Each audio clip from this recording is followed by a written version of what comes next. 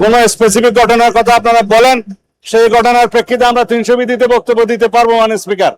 কিন্তু যদি কাগজ নিয়ে বলা হয় এতটা হত্যা হয়েছে, এতটা খুন হয়েছে, সেটা তো কিসের স্টেটমেন্ট আমরা জানি না।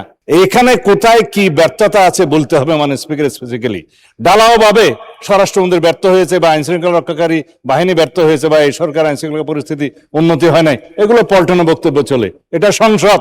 মাননীয় স্পিকার, এই সরকার ক্ষমতা ফেব্রুয়ারি 17 তারিখ শপথ গ্রহণ করেছে। এর পূর্বের 6 মাসে ইন্টারিম গভর্নমেন্টের সময় প্রতিদিনে হত্যা হয়েছে, প্রতি মাসে হত্যার গড় ছিল 260 জন, যেটা বর্তমানে 311 জন। এই সরকার ক্ষমতা গ্রহণের পূর্বের 6 মাসে খুন হয়েছে 1780 জন, যেটা এই সরকারের 6 মাসে খুন হয়েছে 1789 জন। নারী ও শিশু নির্যাতন পূর্বের 6 মাসে ছিল 10,090 জন, এটি এই 6 মাসে হয়েছে 11,165 জন। পুলিশের উপরে হামলা হয়েছে 275টি, যেটি এই সরকারের প্রথম 6 মাসে হয়েছে 317টি।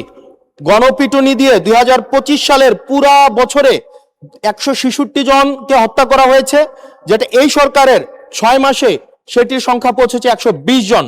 ব্রাহ্মণবাড়িয়াতে কনসার্ট বন্ধ করে দেওয়া হয়েছে, নৌকাবাজ বন্ধ করে দেওয়া হয়েছে। সেখানে মাননীয় স্বরাষ্ট্রমন্ত্রী বলেছেন যে ব্রাহ্মণবাড়িয়ার একটা কালচারাল একটা জেলা, সেই জেলায় নাকি গান বাজনা সিনেমা নাকি বন্ধের মতোই। আজকে আপনার মাধ্যমে মাননীয় স্বরাষ্ট্রমন্ত্রীর কাছে প্রশ্ন, এই 6 মাসে মাননীয় স্বরাষ্ট্রমন্ত্রী কি law and order situation restore করতে পেরেছে কিনা, এবং আইনের শাসন সেটি প্রতিষ্ঠিত করতে উনি পর্যাপ্ত ভূমিকা রাখতে পেরেছে কিনা, নাকি উনি ব্যর্থতায় পর্যবেসিত হয়েছে? মাননীয় স্পিকার। মাননীয় স্বরাষ্ট্রমন্ত্রী। ধন্যবাদ মাননীয় স্পিকার। এটা প্রশ্ন হলো না পল্টনের বক্তৃতা হলো বুঝতে পারিনি। আইন শৃঙ্খলা পরিস্থিতির উন্নয়নে 6 মাসে স্বরাষ্ট্রমন্ত্রী সফল হয়েছে কিনা এটা একটা প্রশ্ন।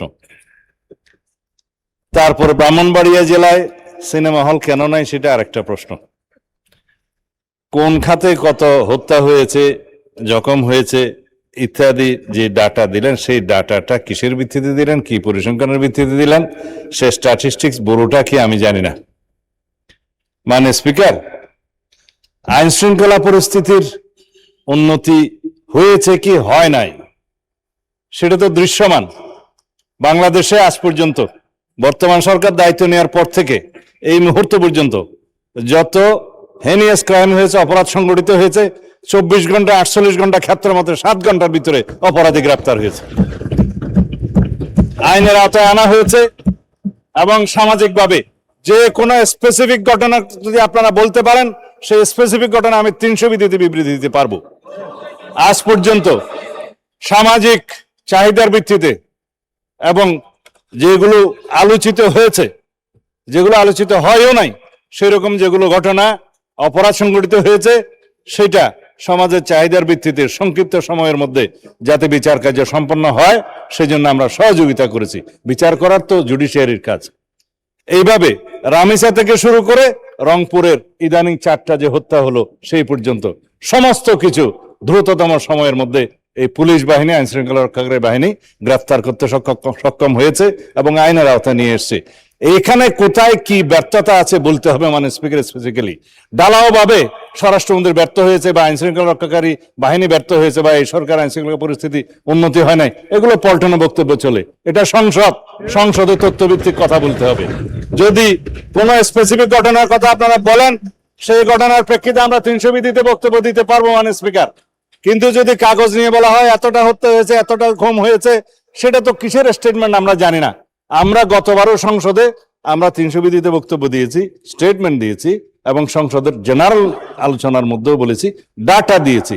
তার মধ্যে আমরা প্রত্যেকটা পরিসংখ্যান করে প্রত্যেকটা অপরাধ ভিত্তিক চিত্র আমরা তুলে ধরেছিলাম।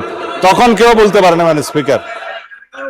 সুতরাং যদি কোন স্পেসিফিক ঘটনায় বাংলাদেশের আইন শৃঙ্খলা রক্ষাকারী বাহিনী বা স্বরাষ্ট্র মন্ত্রণালয় ব্যর্থ হয়েছে কি হয় নাই, সেই বিষয়ে যদি আপনারা নোটিশ আনেন, তখন আমরা ডিবেট করতে পারবো। ধন্যবাদ মাননীয় স্পিকার।